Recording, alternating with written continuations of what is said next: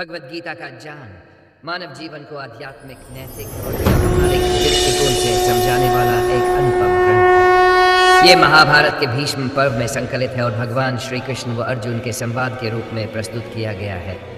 इसका ज्ञान मुख्य रूप से धर्म, कर्म, भक्ति और ज्ञान पर केंद्रित है। गीता का मुख्य संदेश कर्म का सिद्धांत। श्री कृष्ण कहते हैं कि व्यक्ति को अपने कर्तव्यों का पालन करना चाहिए, लेकिन फल की अपेक्षा नहीं करनी चाहिए।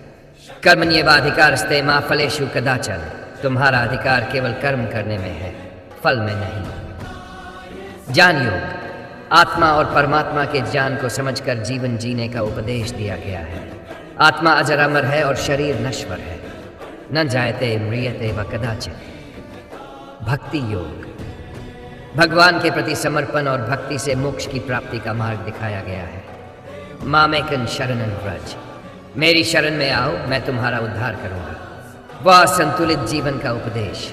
गीता में कहा गया है कि नन अति सोना, नन अति जागना, नन अति भोजन करना, नन अति उपवास।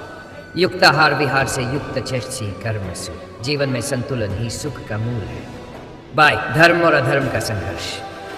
अर्जुन के संशय को दूर करते हुए श्री कृष्ण ने कहा कि धर्म की स्थापना के लिए अधर्म से संघर्ष करना आवश्यक है। यदा यदा ही धर्मस्य ग्लानिर्भवति भारत। जब जब धर्म की हानि होती है, तब तब मैं अवतार लेता हूँ। गीता के 63 अध्यायों का सार। भगवद गीता में 61 अध्याय हैं जो 3 मुख्य भागों में विभाजित है।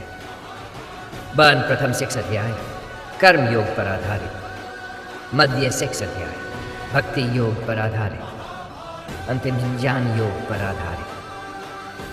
गीता का महत्व। यह न केवल धार्मिक ग्रंथ है, बल्कि जीवन का मार्गदर्शन करने वाला दर्शन भी है। गीता हमें निडर होकर अपने कर्तव्यों का पालन करना सिखाती है। यह हर परिस्थिति में संतुलित और सकारात्मक दृष्टिकोण की प्रेरणा देती है। यदि आप गीता का कोई विशेष श्लोक या अध्याय विस्तार से जानना चाहते हैं तो बताएं।